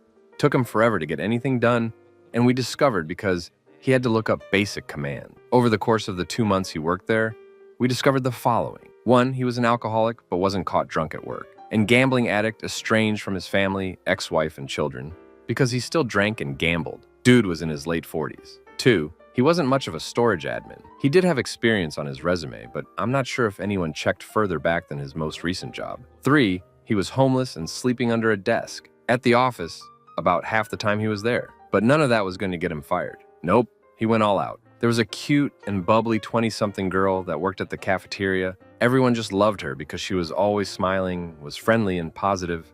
You know, the kind of person that is so happy and smiling that you smile? That was her. What do you think this guy does? Starts hitting on her. Was told, no, I have a boyfriend. He persisted by saying, you look sweet, good enough to eat, and I have a talented tongue, more experienced than your boyfriend. Ew, gross. She relays this story to a couple of us while we're waiting in line, and we tell her to go to HR immediately. He's gone that day. Story 2, not HR, but I was friends with a lot of people in this industry, and a story like this makes the round. Before my time, about 15 years ago, the central institution would host yearly events that were massive galas and balls and would last a week. Think champagne, 5-star hotels, ball gowns and suits. That sort of massive. It was a big honor to represent your company at these events, and you'd get to rub shoulders with some of the industry leads and elites. Enter Rob. Rob was chosen, for some unknown reason, to represent his company at this prestigious event. To call it an honor and a mark of pride on his record would be an understatement. It really showed that his company put their faith in him and that he had their utmost trust. And guess what Rob did with that? Because no matter what you've guessed, it's way, way worse. Rob proceeded to absolutely steamroll his way through the open bar, popping champagne bottles like it's a rap video and engorge enough ethanol to sterilize a hospital. He started to brag about his knowledge to people who literally created the systems he's talking about, making an absolute ass of himself by talking down to people who literally revolutionized the industry. Once he'd successfully assassinated his reputation amongst the elites enough, he decided to go back to his all-expenses-paid 5-star hotel and wasn't seen for the rest of the night. The next morning, people were wandering down to the morning buffet to refuel and talk shop and plan the next evening's events. 1 hour turned to 2, 2 hours turned to 3, until someone noticed that Rob was still missing. Some brave git decided to go check up on him, just in case he lit a cigarette last night, and managed to immolate himself from the ethanol fumes coming out of his mouth. They climbed the stairs up to his floor, walked down the hall, and just as they were nearing Rob's room, heard Rob weakly calling for help from behind the door. Turns out that Rob had a busy night. See, when he got to his room, he decided to utilize some of his room's amenities by calling up a woman of the night and requesting her services using the room's landline. He worked out her rates, told her the location, and got ready for a night of debauchery. She came to him sometime late into the night with the expectations of payment for services rendered. Only issue was that Rob was thoroughly plastered and passed out before anything could happen. Pissed off at Rob for wasting her time, she decided to get her money's worth by stealing absolutely everything not nailed down in the room. Rob's wallet, gone. His clothes, disappeared. The room's TV and coffee machine vanished into the night. All of the linen in the room to be seen again. And as an extra duck you, she then proceeded to tie Rob to the bed, completely stark, ducking naked, with no hope of escaping by himself. Luckily for him, his friends found him and rescued him from his fate, giving him a spare set of clothes and sending him back home early before he could cause any more damage. Unfortunately for him, someone needed to pay for all the missing stuff, and so the hotel contacted his company and explained the situation to them in detail and demanded compensation. Rob's career never really recovered from it. By the time I met him, he was making a living by giving people training on a system that was 20 years outdated, living in a shack on someone else's farm with 13 dogs and a disdain for women. Story 3. My father is employed in human resources. He recently informed me of a day when they had to fire around half of the workforce. That day, there were a lot of moving pieces, and it was hectic. Sadly, in all the chaos, nobody thought to inform this particular new hire that the position for which he was employed was no longer financially feasible. When he finally entered the workplace, he discovered that everyone had already cleared their desks and left. Afterwards, he was fired. 1 hour into his debut, he claimed the guy understood, but the experience made him feel worse than he had ever felt for anyone in his life. Story 4. I work in payroll, which is pretty much HR adjacent. I had someone who would consistently fail to send in time cards, would often miss punches. This one in particular really ducks up payroll, and would wait until well after the deadline to submit their timesheets. So of course their pay was always ducked up. I can't hold up an entire company's payroll of over 1,000 people because a handful of irresponsible people can't take responsibility for the means of which they get paid. And eventually this person, after having their paychecks constantly shorted only to have that pay added the following week because they missed the deadline, felt that they were owed thousands of dollars in unpaid time, and that I purposefully kept this pay from them because I'm, I guess, a company stooge? Like, they were convinced that I and all the other payroll specialists were part of some sort of corporate conspiracy to withhold money earned from the workers who earned it. Ignoring the fact that the few $100 the company would make doing this wouldn't cover the thousands of dollars it would take to set this all up and keep it a secret, it just wouldn't be worth the risk for the company to do this when they were making hundreds of millions of dollars. This is a major construction firm that received a majority of their work from local, state, and federal contracts. Ripping off a few workers was small potatoes. This person eventually came into the office to confront me, the only time this has ever happened in my entire career, with a stack of handwritten times on the backs of envelopes to prove that they were paid incorrectly. When I ran a quick printout showing the hours we recorded for them and the amount of pay they received during the time period in question, which was actually more than they believed they were paid, I was accused of manipulating the system to misreport the information. I don't know how to do that, and I'm pretty sure that's not something that can actually be done. This person lost their crap and started screaming at me. Eventually, my manager took the whole case off my hands and started dealing directly with that psycho. More than once, I would hear my manager shouting at someone on the phone from his office, and I automatically knew who he was talking to. Story 5. The CEO's teenage son was friends with the HR lady of a larger organization I worked at. The high school the CEO's son went to was on the same street as HQ, so he would routinely walk over after school, he would cruise the halls after classes and in front of people when she was in meetings, at any and all times refer to her as Big Boobs McGee. It made her life hell, the 4 months she worked there. Story 6. Actually, one of the worst people I ever had to deal with was HR for a small company I worked for 5 months. I was unemployed for 13 months in a terrible job market. I suffered from depression from the unemployment, and finally getting back to work was helping me rebuild my fractured life. I was hired as a small mortgage company's first ever internal auditor. Red flags should already be going off. And I had no idea the crap show situation I was walking into. HR was one middle-aged lady who came off nice and welcoming at first, since she thought I would be a relatable role to her. I would be, actually. That all changed when my boss and her boss wanted the 4 of us to meet so I could document her job functions to create an audit process. The intent was to document it to help her stay organized and document her job was being done correctly. This was communicated to everyone prior to the meeting. Instead, when we all sat down, she turned hostile almost immediately. I asked her, okay, can you describe what a typical day is like for you? She refused to answer. I reassured her this wasn't a gotcha situation and repeated the point of the meeting. She said, look, I haven't even taken a day off since I started working here. I understand, neither have I.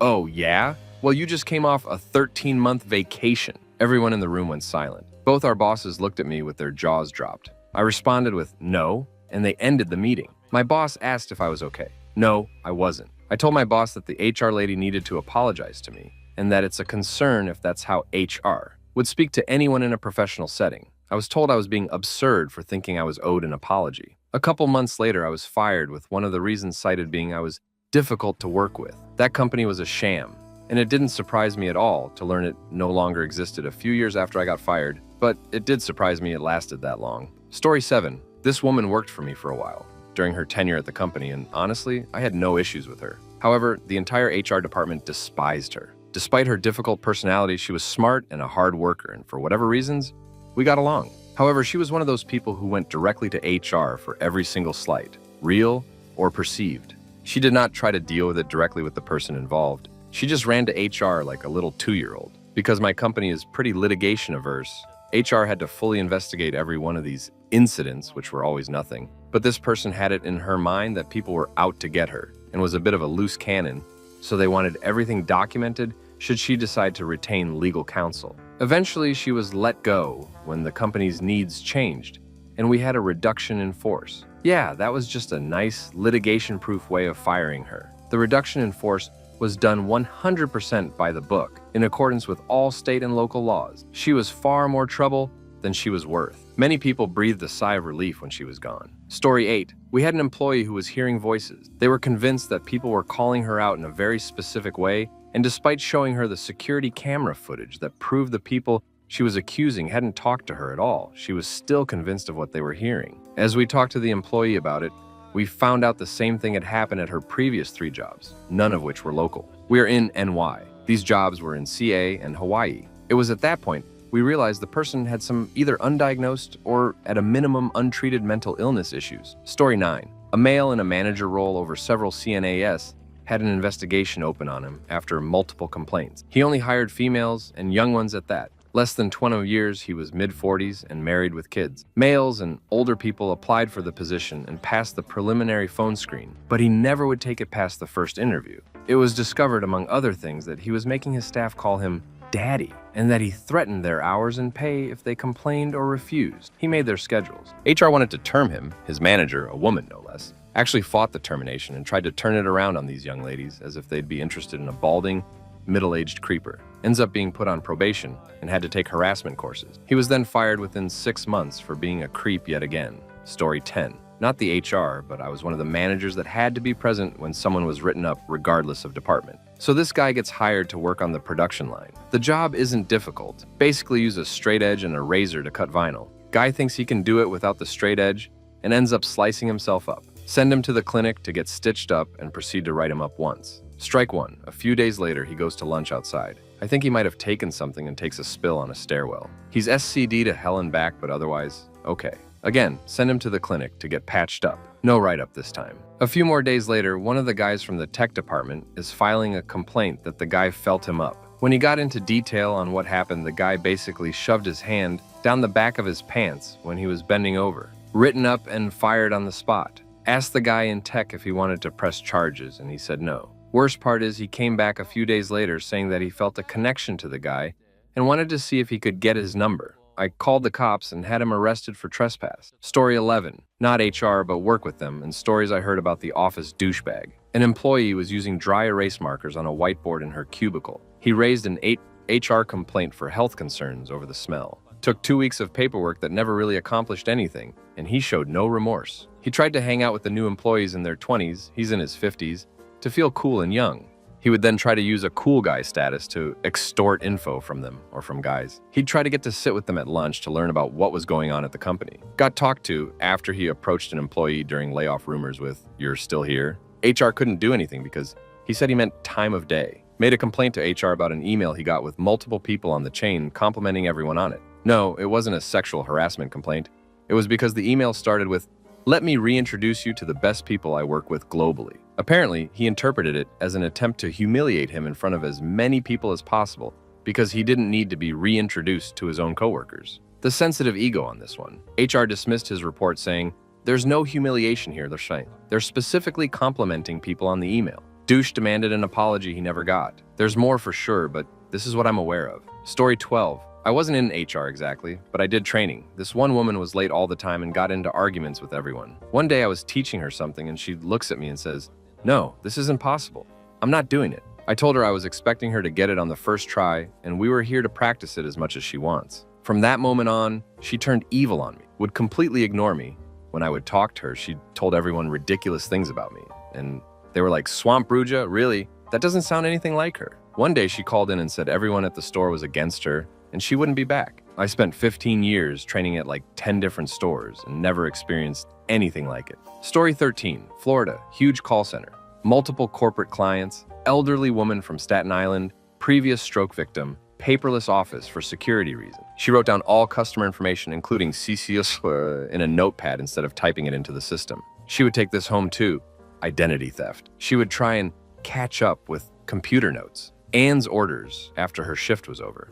Still on the clock, with the 60 phone calls she took daily. We went to fire her and also made a police report to cover our ass regarding the CC. She said she had to use the bathroom when we called her in. She came back in tears with a bloody finger and said was going to sue us because the bathroom door slammed on her finger. She got comped for 2 weeks, then the CCTV footage was reviewed. It showed Boomer Lady slamming her own finger repeatedly in the front door. She said nothing when we showed her the footage and she was escorted out by security. The company countersued her for fraud. Some even wilder crap happened at that job in 12 months. Building caught fire, many ODs, heart attacks, snakes, turtles, gators, people stealing license plates, homeless employees living in the building, pimping. Few people came from other states and tried to shoot up the streaming service offices, few times for them, and the hotel corp office and the food company office. Story 14. We had a guy that was dating the HR head's daughter. Therefore, he thought he was immune to anything. He wasn't and got laid off after about 6 months.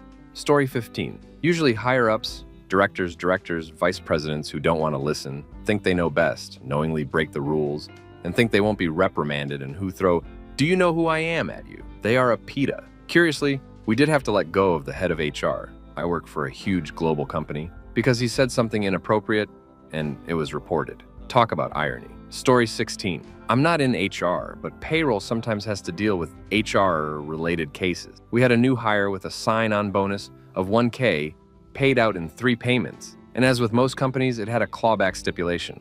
The clawback was if the employee left in 6 months, they would have to pay back 75%, 1 year 50%, and 1.5 years 25% after they received their first payment. The employees said they no longer wanted the sign-on bonus. They wanted to pay it back because they thought it was a loan. We kept trying to explain it wasn't a loan and that they would only be required to pay it back if they left before 2 years. This went on for over a week. Finally, after telling them we would have to consult legal because they signed the offer letter with the terms clearly indicated, they decided to keep the bonus. Story 17. I'm so bad at getting social cues, and I kind of lose it when someone swears at me, since that's how I was kept in line as a child, so a lot of stuff washed over me. But I will say, and I have mentioned this before, when I worked in retail, a man came in a batch of brownies and brought it into work. It was not a rumor, he confessed, was not fired, and worked there 2 more years. I don't understand fully why this happened, and don't understand why you downvote me. I'm leaving it up because that guy did do that, and duck him for doing it. Actively done with all this. Since you guys think I'm just making things up from before me too. You think guys didn't do this is fine. I'm absolutely done with all of this. Enjoy your picture-perfect world with men ruining anything. I'm sure it's all fine. Just continue as you were. Noema ruined anything. Everything was fine and will continue to be. Nothing happened before you were alive. Story 18. I'd like to flip this. Years ago, I consulted full-time with an agency that had no actual professional HR presence, just upper management that played that role without training or skill, with all the conflicts of interest that implies. When I was subjected to harassment and the threat of physical assault by a coworker, I was completely thrown under the bus by management. It simply wasn't convenient for them to address the issue. My direct supervisor was great, but there was nothing she could do. My advice to anyone in this situation, don't stick around. If you can afford it, sue. Story 19. I just assisted the department in recruitment once, and a young man came for an interview. He didn't know where the boss's office was, so I showed him the way. However, during the interview, he complained to our boss that I had a small floral hairpin on my head, which looked unprofessional at all. But he didn't know that because of this complaint, my boss didn't hire him because he thought he was a harsh person. Story 20. It's a tie between employees who consider most interactions with others to have been some kind of negative interaction against them, especially when that interaction is their supervisor expecting them to do the work for which they have been hired, or people who like to undermine others and are sneaky about it. So it's difficult to uncover. What's the craziest thing you've witnessed in your HR role? Story 1. We had a guy miss work for a few days. His girlfriend was the only one communicating with us. She said he had had some kind of intestinal issue and was in a hospital. She also provided a doctor's note. I'm somewhat familiar with the medical profession from healthcare recruiting, and I also have children.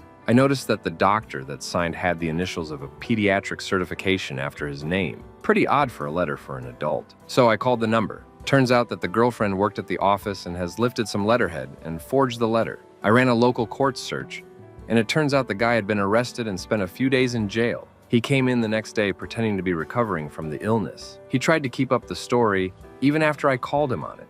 Fired him, of course. The funny thing was, we hired a lot of former cons there, and I don't remember the specifics of his arrest, but it wasn't that serious. He was a good worker that had been there for close to a year. If he has just been honest from the beginning, we probably would have kept him. He also should have known this because he had been there that long. Story 2. I had an employee with an alcohol problem. She would get drunk and not show up to work for several days. She once showed up for her 7 a.m. start time at 7 p.m., not realizing the mix-up, and was confused when nobody showed up. Saw the whole thing go down on our security cameras. She went out on FMLA to get help, couldn't get into a program, so tried to come back to work. Her boss wanted her gone. I objected to it. My vice president fired her for performance. Come to find out, her husband asked for a divorce, and that was the stressor to fall off the wagon. Once she lost her job, she had nothing left. She took her own life shortly thereafter. This story still haunts me to this day, and I still wonder if I should have objected harder. Maybe she would still be around. Story 3. Man, this is old, but I envy you guys. For me, had a group chat of 10+ individuals lead to termination as they discussed raping their supervisors. Dead Body had a guy file workers' comp for a cut on his finger that he claimed led to a flu and illness with no symptoms, and that's why he kept no call, no showing. Had 3 of 22 interviews arrive 1 month for an internal position in our call center. Caught 2 call center employees hooking up on the overnight cameras. Had an employee rearrange and repaint the keys on his keyboard to make it easier to understand. Had a couple lawsuits, complaints where the other party was just outright unprofessional and asking for hundreds of thousands of dollars, and have appeared for 24 unemployment hearings. The former employee has never once appeared. Plenty more run-of-the-mill stuff. Employees proudly using the toilet while on the phone. Crazy excuses for absenteeism. Calling crying after being fired. Someone caught in a sex offender sting. Employees having cops called for return company property after termination, usually firearms. Facebook posts about violence, tasteless jokes, threats, etc. Those are more sad than anything. Story 4.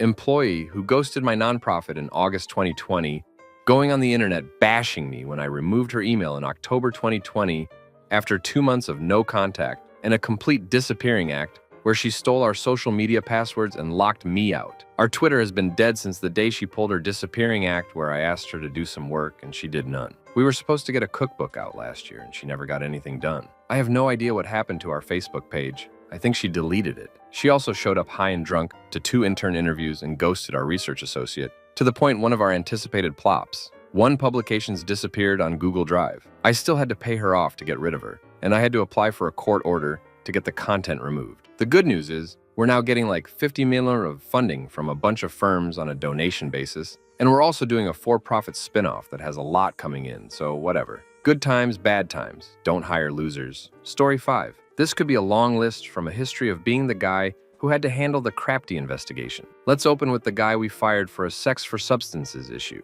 He was sleeping with woman A to get the supply, and then having woman B sleep with him to get her supply. We caught him after the ET software picked up the fact that he had been using his work computer to do stuff. At the termination meeting, the manager told him, "Your problem is that you just didn't share. Man, no wonder you look tired." The guy who called his mom, a legal secretary, when we were firing him. Mom happened to work for our labor attorney, the woman who offered to describe her harasser's penis just in case he denied what he did. The harasser whose defense in front of counsel was, "It's okay, she loves me, she just doesn't know it yet." Only time I've ever seen an attorney just put his head in his hands. Story 6. At one firm, professional services, 2 of my colleagues got live in bodyguards. My particular situation there were too many people on the at-risk from Mr. Crazy list, so we had to put a security cordon around him. Because of my wife's job, we had to inform her security, so we had in-person safety briefings from them as well. And that is an organization that takes staff security very seriously. I had to talk the head of the security services firm off the ledge from taking Mr. Crazy after we fired him, bundling him into a car, and tuning him up to give him a warning. He and his firm went on to provide security for a well-known member of Trump's cabinet and made the news. I have tons of these. Sometimes my job sucks. Sometimes it's the best thing in the world. Want to hear about the mad stalker who made it to the short list to be on The Bachelor and got rejected for being cray-cray? Story 7. I had just started my job as a recruiter for group homes for adults with disabilities. I was hiring direct care workers, and I had a lady show up in a cocktail dress. It looked like something a stripper would wear, and she was not wearing underwear abs. I could see everything. I had a 60-plus-year-old woman tell her husband worked for the FBI and spends all their money on escort. And my favorite one, I had a wonderful older woman. Talked about her grandchildren with special needs, her volunteer work at her church. She was, of course, hired. Her 10-panel substances screen hit 910 no-nos. And she has so much substances in her system, it looked like she did an 8-ball before taking the test. That was a fun phone call. Story 8.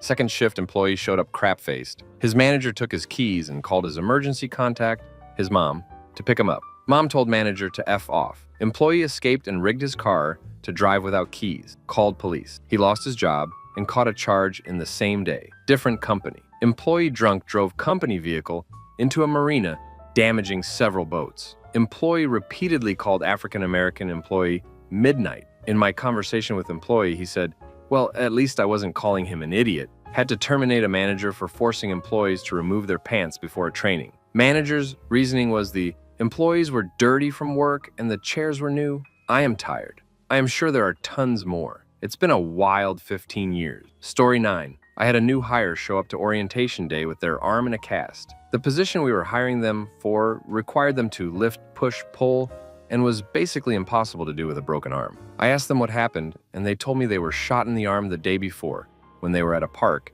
and someone else decided to do a drive-by shooting at the group of people they were with. I excused myself so that I could call one of my corporate contacts to ask for advice. I was pretty brand new in the HR role. When I came back to the break room, all 3 of the new hires were discussing how they'd all been shot at one point in their lives. One was a former police officer. And yes, I do live in New Orleans. Story 10. A terminated employee left the building. I stayed behind to chat with the manager about next steps, turning off access, etc. It was a surprise to all of us. Employee came back in, and before I realized what was going on, stabbed the manager in the abdomen and ran back out. I ended up taking off my own shirt to try and hold pressure on the wound, while a witness called 911. The terminated EE was caught about a mile away from the office, and officers eventually found a loaded handgun in her car. The manager needed exploratory surgery. Worst day ever. I count my lucky stars that everyone lived through the experience. No, termed EE gave no warning signs that anyone could remember, and it was completely random. And if we had known, we would have obviously taken precautions. Story 11. The crazy ones usually happen while recruiting.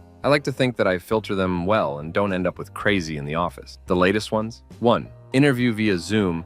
The guy starts making random pig noise, actual pig noises. When I realize something is weird about this guy and start cutting it short, he starts a weird rant about how HRs are the worst and are just pigs. Was fun, too. The wife of a candidate that applied via our site started spamming our Facebook message box, requesting, why didn't we contacted her husband? He is a great fit, and she applied for him, and that we need to hire him. Why didn't we contact him already? Much fun again. Story 12. I had 2 witches battle it out via spells and witchcraft. It ended with a devil's bean being stuffed into the uniform of one of the witches. The devil's bean causes severe itching and rash, not native to my home country, us. Ended with me in a hazmat suit cleaning out a locker, and one witch being fired for malicious intent on another employee. Story 13. Where to start? Had a complaint one of our guards was whacking off at the front desk. Reviewed footage and confirmed to be true. Told him, we have footage of you pleasure themselves. And he didn't know what it was. Had to explain that several different ways. Story 14. One time alone of my fellow recruiters had a candidate go to final rounds to meet with all of the execs at the investment bank we were recruiting for. He pretty much has the job, and this was just to introduce him to the team and welcome him.